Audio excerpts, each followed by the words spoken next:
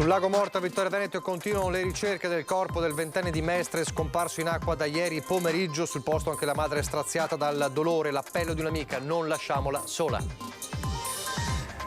Una macchina operativa che lavora da oltre 24 ore per scandagliare il lago, ha ampliato il raggio di ricerca da parte dei vigili del fuoco. Intanto oggi ancora bagnanti nonostante il divieto di balneazione.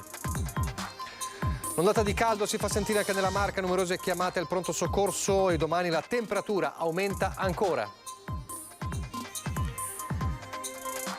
Grande commozione nella chiesa di San Francesco a Treviso per l'addio alla titolare di Camelia Beccheri, familiari, amici e colleghi in lacrime. Giovane imprenditore colpito al volto e rapinato dal cellulare mentre cammina poco fuori del centro di Treviso, ma la sua prontezza ha consentito ai carabinieri di arrestarlo poco dopo. 200 migranti in arrivo in queste ore in Veneto da Porto Empedocle. I sindaci trevigiani sono in allerta, accoglienza diffusa sì, ma a precise condizioni, dicono i primi cittadini da San Polo di Piave a Valdobbiadene. Nel frattempo Confartigianato lancia l'allarme sull'ormai carenza cronica di manodopera anche in Veneto, ma secondo la CGIA di Mestre il PIL della nostra regione nel 2023 chiuderà con un più 1,24%. Riparte il cantiere fermo da 2 anni e mezzo per l'ampliamento della scuola primaria Don Milani di San Zeno, sospeso dopo l'interdittiva antimafia che colpì il consorzio che si era aggiudicato l'intervento.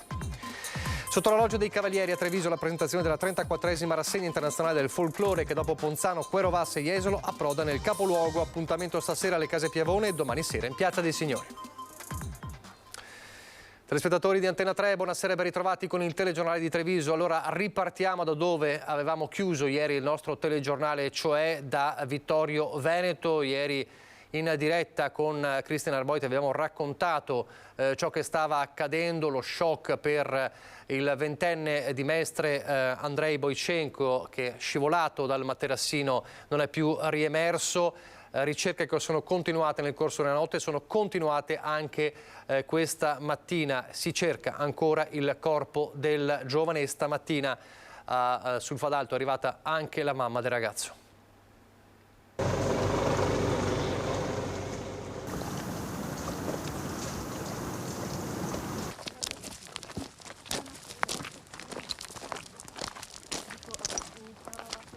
In tarda mattinata, Liona, mamma di Andrei Boichenko, arriva al lago Morto accompagnata dalla zia. Dopo una notte di disperazione sono le ore più difficili per la famiglia del ventenne, originario della Russia e da anni residente a Mestre, scomparso nel pomeriggio di ieri nel grande specchio d'acqua sul Fadalto. Mantengono il riservo davanti alle telecamere, troppo il dolore per la scomparsa del figlio. È il momento della straziante attesa. Continuano da oltre 24 ore, infatti, l'immersione dei sommozzatori per verificare alcuni punti di ricerca. In queste ore le squadre si sono calate in acqua utilizzando la sciabica, una tecnica che consiste nel legare una corda piombata a 2 boe e farla scorrere, scandagliando così il fondale del lago. Un lago insidioso, dicono vigili del fuoco e residenti. L'acqua molto fredda e la sua profondità, che nel centro arriva a toccare i 50-55 metri, lo rende uno specchio d'acqua complesso da ispezionare. Un fondale inaccessibile ai sommozzatori, che possono raggiungere il limite massimo dei 20 metri. Prosegue senza sosta l'attività dei vigili del fuoco in immersione con l'ampliamento del cono di ricerca, nell'attesa dell'arrivo dei robot subacquei.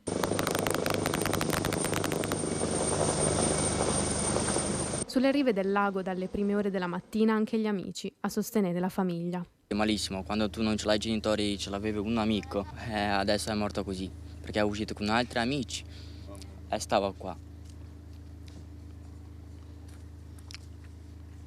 Fa male? Anche troppo. E familiari e amici accorsi sul lago Morto hanno seguito per tutto il giorno le ricerche incessanti dei vigili del fuoco. Squadre arrivate da più province del Veneto. Un lavoro minuto dopo minuto per restituire a una mamma il corpo di suo figlio.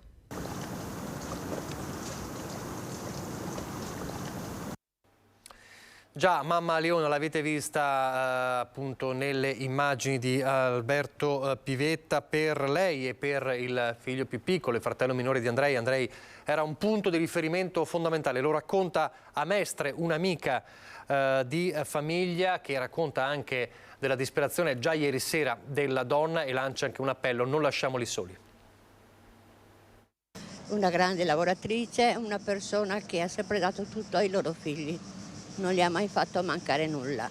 E ora Aliona, racconta una sua cara amica, si sente persa senza il suo Andrei, che da quando il padre se n'è andato ha preso le redini della famiglia, stando accanto alla mamma e soprattutto al fratello Alessandro, di qualche anno più piccolo. Un ragazzo, Andrei, che si faceva ben volere da tutti. Andrei per lui è un punto di riferimento, questo, molto schivo,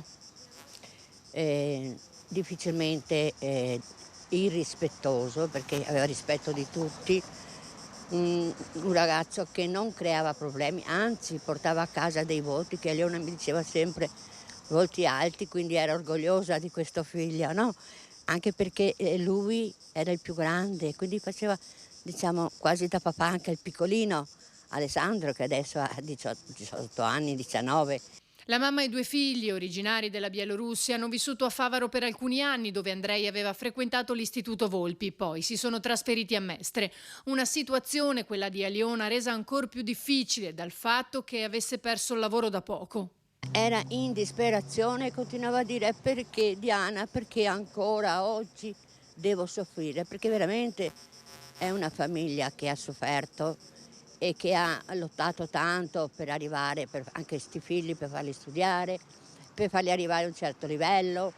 E lei ha sacrificato veramente tanto per i figli e lei diceva ieri sera non so perché a me. Adesso quest'anno mi hanno licenziata dal lavoro, quindi aveva già altre cose. Sinceramente non ci sono parole da dire. Ora più che mai la famiglia di Andrei avrebbe bisogno di aiuto. Io credo che ora sia il momento di pensare ad Aliona e ad Alessandro, perché hanno veramente bisogno. È una famiglia che so quello che ha passato Aliona, quindi non meritava questo, la perdita di questo figlio, perché per lei era il più grande, era quello che gli dava la forza, sì, di lottare. Infatti ieri mi ha detto cosa faccio io adesso, cosa faccio? E gli ho detto a Leona, c'è Alessandro, devi pensare a lui adesso. Non è facile per una mamma. Riavvolgiamo per un attimo il nastro, lo dicevamo prima, già da ieri nel nostro telegiornale abbiamo raccontato in diretta passo dopo passo quello che stava accadendo. Sono state 24 ore di mobilitazione sul lago Morto, uomini e mezzi che hanno operato tutta la notte. Tra lo shock degli amici e i tentativi di aiuto di residenti e anche frequentatori che ben conoscono la zona. L'ho visto che era in difficoltà perché lui era caduto dal questo coso gonfiabile. Ci provava già da 10 minuti a salire così, era stanco, non era colpa sua. Poi l'ultima volta, cioè, ha provato un'ultima volta, il gommone è andato via perché lo ha spinto e lui è caduto e lì vabbè ho detto che ci ho provato almeno, non so. Lo sguardo perso nel vuoto di Judith racconta più di ogni parola lo shock di una giornata passata nell'arco di pochi secondi dalla spensieratezza alla tragedia. Sono le 5:30 di un pomeriggio di sole ferragostano sulle sponde del lago Morto. Andrei e Judith sono con altri 2 amici arrivati da Mestre per un po' di refrigerio. La ragazza tenta il tutto per tutto buttandosi in acqua. Ma erano tipo 15, 20 tipo, io ero già a 10, capito, ero già arrivata a 10 metri, ma poi quando ho visto che ha affogato lì non potevo più fare niente. Quando parte il primo allarme, scatta la mobilitazione, arrivano gli operatori del SUEM, poco dopo i vigili del fuoco che cominciano a perlustrare lo specchio d'acqua palmo a palmo. Lo fanno dall'alto con l'elicottero, ma soprattutto scandagliando le fredde acque del lago con il nucleo sommozzatori. Nel frattempo i carabinieri di Vittorio Veneto parlano con i ragazzi e visionano gli zaini. Verso le 9 della sera si chiedono rinforzi. Le operazioni subacquee sono complesse, la battimetria del lago è assolutamente irregolare. Abbiamo cominciato a scandagliare il lago dai 10 metri di profondità e siamo arrivati fino ai 25, ma il lago va giù fino a più di 50 metri. Richiederemo anche il supporto tecnologico di strumenti subacquei robotici. E c'è chi, come Dimitri da Belluno, fa una segnalazione: ogni elemento può essere utile. Per ora abbiamo visto solo un puntino, quindi non sappiamo effettivamente se sia il corpo o meno, quindi non giungo a conclusioni affrettate. Anche la comunità di Nove assiste alle operazioni, qualcuno riporta esperienze passate, quel lago dove c'è il divieto di balneazione non perdona. In più abbiamo le turbine che in continuazione buttano fuori acqua fredda e non rimane mai, non si scalda l'acqua qua. Ci sono state delle pecore che praticamente sono andate a finire dentro il lago e non c'è stato niente da fare, sono praticamente aspirate dalle turbine, sono andate sulle grate, le abbiamo portate fuori da là e così è stata un'avventura, sì, di un dispiacere. Con il buio le speranze si fanno ancora più flebili, restano le luci dei sommozzatori. Doveva essere molto tranquillo. Noi non abbiamo anche bevuto niente, proprio era tranquillo lì con la musica e basta, capito? Molto tranquillo, molto... non doveva succedere niente, eravamo lì tranquilli ad ascoltare musica, niente previsto. Adesso invece torniamo al presente di una giornata dove a fianco alle ricerche c'erano i residenti, i visitatori in cerca di refrigerio da queste calde giornate estive. Lago Morto è meta di turisti, però sappiamo c'è un divieto di balneazione, l'abbiamo visto ben chiaro, però ci sono ancora bagnanti che anche oggi facevano il bagno nonostante questo divieto. Arrivo da Mira questa mattina e volevamo qua fare un po' di picnic e purtroppo abbiamo saputo di questa disgrazia e quindi siamo un po' rammaricati e dispiace per questo giovane ragazzo. Dispiace, non è una festa oggi. C'è sconforto e rammarico tra i bagnanti che durante la giornata hanno popolato le rive del Lago Morto. Chi è arrivato senza sapere quanto accaduto e chi invece convinto di trovare l'accesso al lago chiuso. L'ho saputo stamattina perché ieri non c'ero. Come la fa sentire essere qui oggi con un ragazzo? È logico che gli mandi una luce, una preghiera e speriamo, ma quello che è successo non puoi cambiarlo. Ho sentito parlare di vigili del fuoco adesso. Se l'avessi saputo non saresti venuto? No, per no.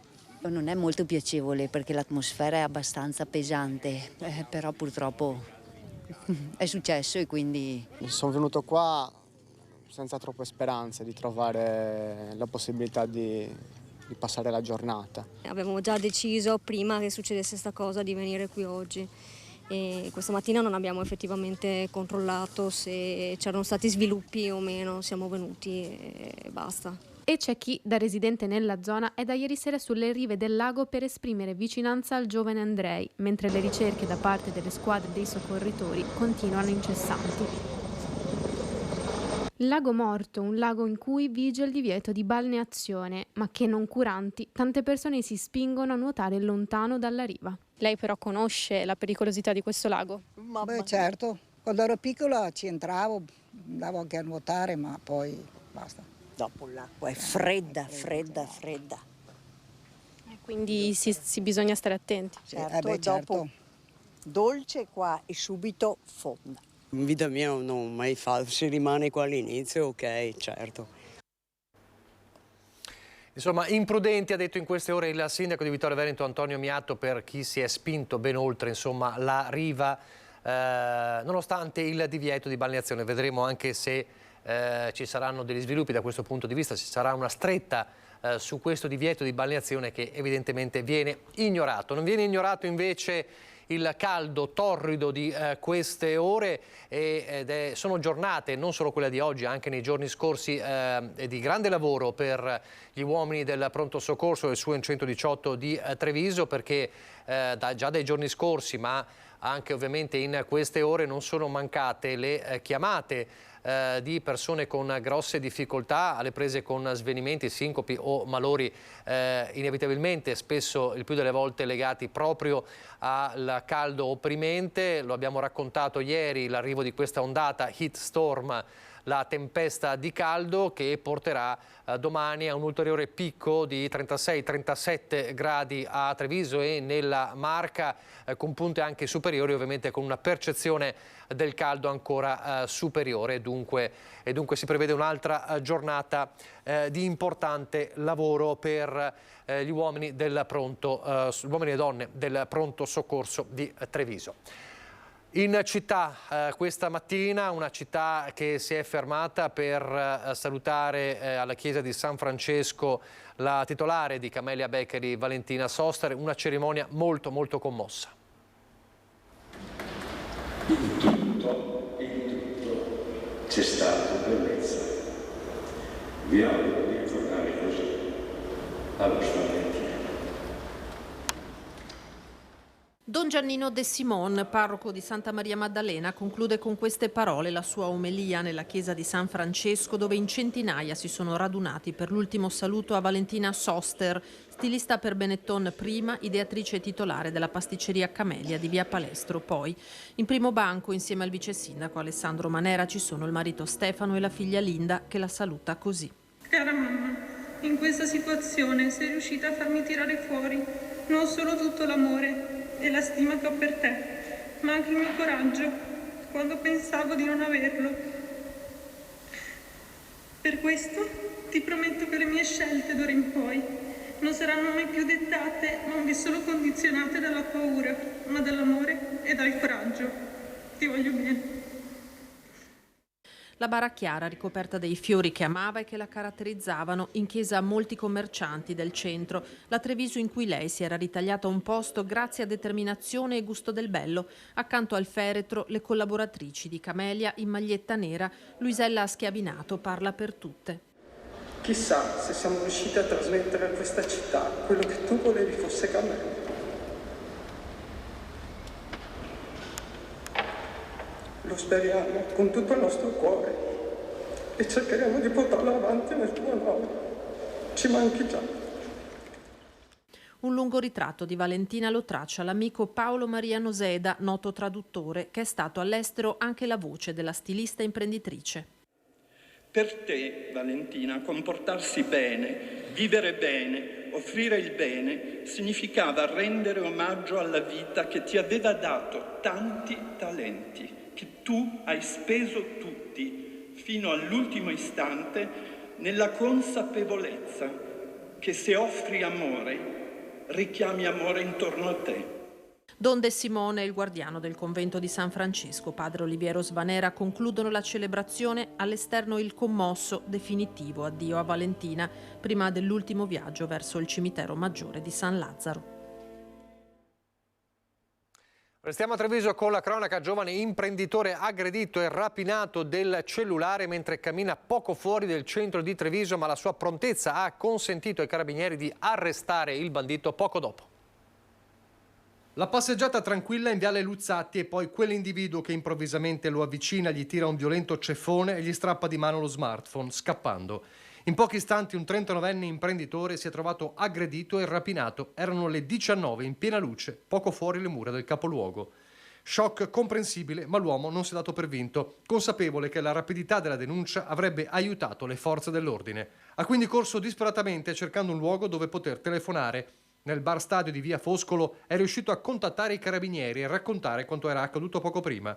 Così, descrivendo il rapinatore, ha consentito ai militari del radiomobile di cercarlo e infine di intercettarlo mentre a piedi stava ancora tentando di far perdere le sue tracce. L'uomo, un quarantenne italiano pregiudicato, è stato arrestato. Il telefono invece è tornato nelle mani del legittimo proprietario. Ancora la cronaca, i carabinieri l'hanno arrestata a Spresiano dopo che era stata fermata dagli addetti del supermercato Prix con 110 euro di generi alimentari rubati nascosti in 2 borse. Poi hanno scoperto che non era il primo colpo della giornata. Aveva infatti rubato poco prima altri generi alimentari per 109 euro alla Cadoro di Conegliano, ritrovata in macchina questa rifurtiva. La ladra seriale è una 32enne italiana con precedenti e disoccupata. La giovane è stata posta ai domiciliari. Il tema migranti, ce ne sono 200 in arrivo in queste ore, nelle prossime ore in Veneto da Porto Empedocle. I sindaci trevigiani sono in allerta, accoglienza diffusa sì, ma a precise condizioni, dicono i primi cittadini di San Polo di Piave e Valdobbiadene. Non abbiamo spazi pubblici comunali, ma c'è la possibilità, ritorno a dire, come nel 2015-2016, di avere dei privati che mettono a disposizione degli immobili privati, purché ci sia una gestione con la cooperativa, perché altrimenti, ripeto, non è gestione, è trovare uno spazio dove mettere i migranti. In realtà è un sistema da fare. Accoglienza diffusa sì, ma con regole precise e con la supervisione di un soggetto terzo come una cooperativa, detta a precise condizioni il sindaco di Valdobbiadene Luciano Fregonese nei giorni in cui gli amministratori si interrogano sui nuovi flussi di migranti provenienti dal Mediterraneo. Solo nelle prossime ore ne arriveranno altri 200 in Veneto da Porto Empedocle, epicentro di queste nuove ondate. Resta da capire come saranno distribuiti nei vari territori. Le disponibilità sono comunque limitate. Accoglienza diffusa perché hub hanno dimostrato di avere grosse criticità, o perlomeno hub se utilizzati e gestiti nei limiti delle capienze. È chiaro che non possiamo sovraffollare un hub, così come non possiamo sovraffollare un comune con eccessiva accoglienza diffusa. Gli hub hanno dimostrato di essere delle potenziali bombe sociali anche. Sicuramente a livello di gestione sono più semplici perché hai tante persone in un unico posto, però a livello poi di problematica sociale è sicuramente più complicato. San Polo, dice il sindaco, aveva trovato posti nel 2021 per i migranti in fuga dall'Afghanistan dei talebani e poi l'anno scorso con l'invasione russa in Ucraina. Abbiamo ancora in gestione e in fase di chiusura della gestione del flusso degli ucraini, quindi ad oggi alloggi ulteriori non ne abbiamo a disposizione. E intanto Confartigianato lancia un preciso nuovo allarme per l'assenza ormai cronica di manodopera, quindi siamo al tema economia e restano le incognite legate all'inflazione record, ma secondo la CGIA di Mestre il PIL del Veneto nel 2023 chiuderà con un più 1,24%, secondo soltanto a quello della Lombardia. L'ennesimo SOS sulla carenza di manodopera arriva dalla Confartigianato, più che un'emergenza, una cronicità che riguarda l'intero bel paese, con il Veneto che non fa eccezione. Anzi, nella nostra regione, afferma il report degli artigiani, le imprese fanno fatica a trovare oltre la metà del personale necessario, il 51,4% per l'esattezza, con punte del 70% nella carpenteria metallica e nell'edilizia. Non a caso gli stessi costruttori veneziani, Lance, è pronta ad avviare corsi per migranti a settembre, e l'assenza di lavoratori è la cartina di tornasole di un'economia che comunque cresce, come conferma la stessa CGIA di Mestre, secondo cui il PIL Veneto chiuderà il 2023 con il più 1,24%, subito dopo la Lombardia. Le costruzioni e i servizi, in particolar modo il turismo, saranno i settori che, nonostante il rallentamento dell'economia in atto in tutta Europa, consentiranno alla nostra regione di rimanere leader a livello nazionale. Un dato niente affatto scontato se si considera la recessione tecnica di alcuni paesi dell'Eurozona, Germania in primis, principale partner manifatturiero del Veneto, ma non tutte le province procedono di pari passo. Venezia e Belluno, per esempio, devono ancora recuperare alcuni punti per ritornare ai livelli pre-Covid. Restano le ombre sull'inflazione, su salari comunque troppo bassi, ma il dato macroeconomico regge. Non è da escludere comunque che la ripresa autunnale ci possa riservare delle brutte sorprese.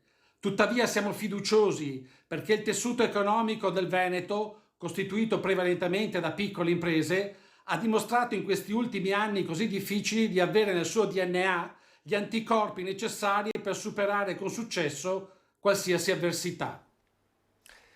A proposito di cantieri e costruzioni, riparte il cantiere fermo da 2 anni e mezzo per l'ampliamento della scuola primaria Don Lorenzo Milani di San Zeno. Siamo tornati dunque nel capoluogo, cantiere che era sospeso dopo l'interdittiva antimafia che colpì il consorzio che allora si era aggiudicato l'intervento. Finalmente, dopo più di 2 anni di stop legato all'interdittiva antimafia che ha colpito l'azienda che lavorava lì in cantiere, non tanto l'azienda ma quanto il consorzio dove questa azienda c'era. Siamo ripartiti, siamo riusciti ad appaltare i lavori. Sta finalmente per ripartire il cantiere per l'ampliamento della scuola Don Milani di San Zeno, fermo dal febbraio del 2021, quando l'interdittiva antimafia nei confronti del consorzio LM aveva imposto la sospensione dei lavori e un loro aggiornamento anche in termini economici. Il cantiere ripartirà da settembre, quindi da subito, pressoché. Siamo anche abbastanza fiduciosi perché l'impresa Biasuzzi già lavora al cantiere della ristrutturazione delle scuole Milani. Stiamo parlando invece dell'ampliamento, quindi la palestra e la mensa, e quindi ci sarà un'unica regia per 2 grossi lavori, ci sarà una durata di lavori di circa 1 anno. Ma gli interventi sui plessi scolastici hanno caratterizzato tutta l'estate. In settimana partirà la messa in sicurezza antincendio della scuola dell'infanzia di San Bartolomeo, costo del cantiere 80.000 euro. Per sua natura non ci saranno grosse opere edili e di volta in volta con la dirigenza scolastica ci metteremo in moto per fare delle fasi lavorative che non vadano a inficiare o interferire con l'attività didattica. Infine l'intervento principe, la ristrutturazione delle scuole medie Stefanini, che si concluderà a settembre 2025. La ditta è in ordine coi tempi. Dopo la demolizione della palestra c'è stata la demolizione di tutte le pareti interne e adesso stiamo improntando proprio la predisposizione degli impianti, dell'impiantistica per poi fare le rifiniture. Pochi istanti di pubblicità, poi ancora in diretta. Rieccoci in studio in diretta. Il mondo della cultura veneta in lutto per la morte di Pierluca Donin, direttore di Arte Ven, il circuito teatrale regionale del Veneto. Nato a Chioggia 61 anni fa, è scomparso a causa di un tumore fulminante. Donin dal 2019 ricopriva anche il ruolo di presidente dell'Associazione Reti Teatrale Italiane e si era speso in prima persona anche per la candidatura di Chioggia, capitale mondiale della cultura 2024. Dico solo e con estrema convinzione che la città di Chioggia da oggi sarà più povera. Il messaggio del sindaco Mauro Armelao: Pierluca era una figura importantissima di questa città, mancherà un punto di riferimento per tutto il mondo della cultura. E non solo, è arrivato anche il messaggio di cordoglio del governatore del Veneto Luca Zaia e anche quello del presidente del Teatro Stabile del Veneto Giampiero Beltotto, che dice: la comunità del Teatro Stabile, il CDA, il presidente e il direttore generale sono affranti per la scomparsa di Pierluca Donin, grande uomo di teatro e professionista di impareggiabile competenza, un amico e un fratello di palcoscenico. Ha amato il suo mestiere come pochi ha regalato a chi lo ha conosciuto grinta, orgoglio e sempre un sorriso. Queste le parole di Giampiero Beltotto per la scomparsa di Pierluca Donin. Dal dolore, dalla commozione alla festa, e torniamo a Treviso, la presentazione questa mattina sotto la loggia dei Cavalieri della 34esima rassegna internazionale del folklore, che dopo Ponzano, Querovassa e Jesolo approda oggi a Treviso. Appuntamento questa sera alle 20:45 al Museo Etnografico Provinciale Le Case Piavone per la serata danzante, mentre domani i gruppi si esibiranno sempre alle 20:45 ma in Piazza dei Signori, dopo aver sfilato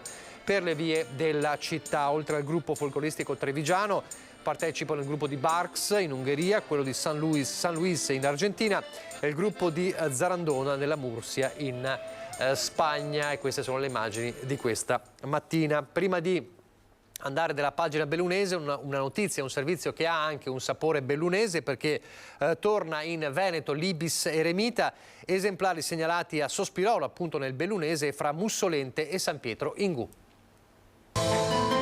Gli Ibis Eremita sono tornati dopo 400 anni nei cieli del Veneto grazie a un progetto europeo e proprio in queste ore c'è una presenza record nella nostra regione. Dopo i 4 esemplari in migrazione avvistati a Sospirolo nel bellunese c'è una grande sorpresa per il bassanese e l'Alta Padovana.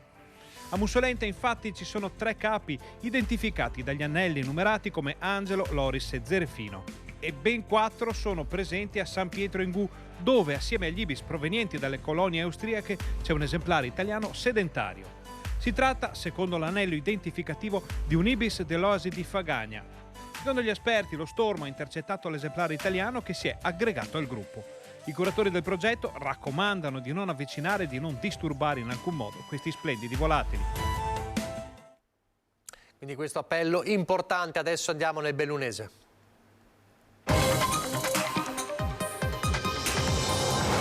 E ci sono ancora danni causati dal maltempo. Se ieri vi abbiamo parlato della frana che ha investito la strada provinciale 347, già riaperta ieri nel tardo pomeriggio alla Val di Zoldo, oggi ci spostiamo invece nella Val Belluna e questa volta protagonista in negativo è stata la grandine. Circoscritta ma violentissima, la grandinata che ha colpito le campagne di Santa Giustina e Cesio Maggiore, devastandone le coltivazioni. Distrutto un anno di lavoro per molti degli agricoltori operanti nei due comuni contermini. Sono 40 circa le aziende agricole seriamente danneggiate dal forte maltempo che si è abbattuto soprattutto nei comuni di Cesio Maggiore e di Santa Giustina. Sono danni ingenti alle colture che ovviamente non sono più recuperabili e quindi viene perso un anno di lavoro. A farne le spese soprattutto i campi di mais e poi i vigneti e gli alberi da frutta. Un disastro per chi è stato colpito dal violentissimo evento atmosferico. Unica salvezza possibile, quella suggerita dalla presidente bellunese di Coldiretti.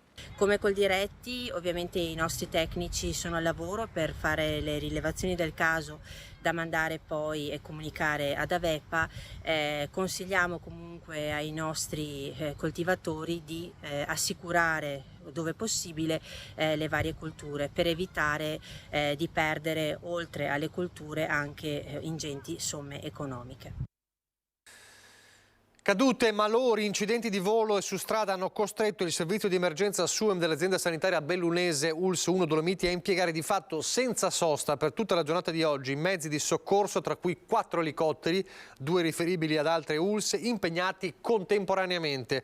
In maggioranza si è trattato di recupero di escursionisti e scalatori feriti dopo cadute, le cui conseguenze non avrebbero loro consentito di rientrare a valle in autonomia. Ma non sono mancati anche casi di malori in quota, contusioni per piccole masse franose cadute sul sentiero e incidenti stradali con il coinvolgimento di motociclisti e ciclisti. Una donna tedesca è inoltre caduta durante un volo con la tuta alare riportando ferite non gravi.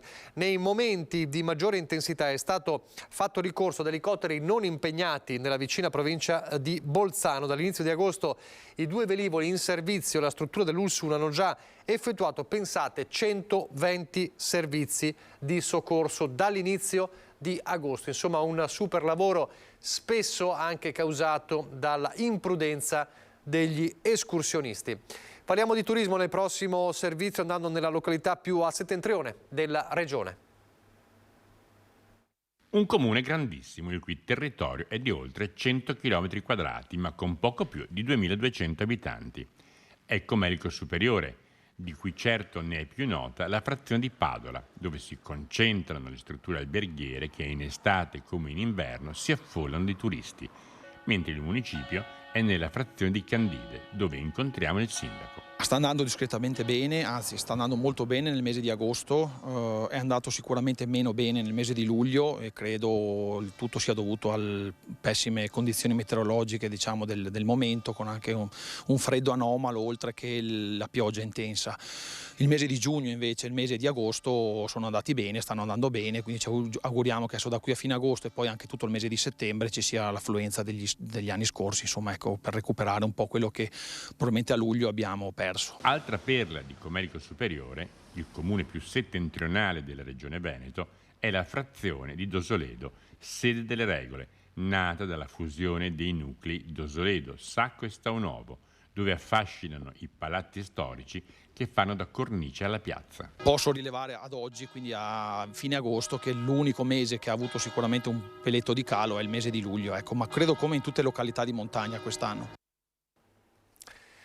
Siamo in chiusura, vi lascio alle previsioni del tempo, grazie per averci seguito, arrivederci.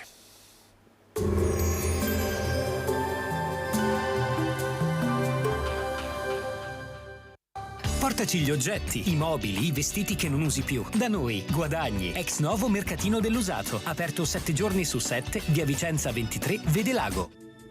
Benvenuti al Meteo. Previsioni per domenica 20 agosto. Sul Veneto tempo stabile in prevalenza soleggiato, salvo possibili annuvolamenti sulle prealpi nelle ore centrali della giornata. Non sono attese precipitazioni. Temperature in aumento, con minime comprese tra i 20 e i 24 gradi, massime tra i 32 e i 36 gradi. Sul Friuli Venezia Giulia cielo sereno con generale assenza di nubi, precipitazioni assenti, venti a regime di brezza. Temperature in lieve aumento, minime tra i 21 e i 24 gradi, massime intorno ai 33-34 gradi. Sul Trentino Alto Adige molto soleggiato con temperature in aumento, non sono attese precipitazioni. Temperature minime tra i 20 e i 21 gradi, massime tra i 34 e i 38 gradi. Dal meteo è tutto, arrivederci.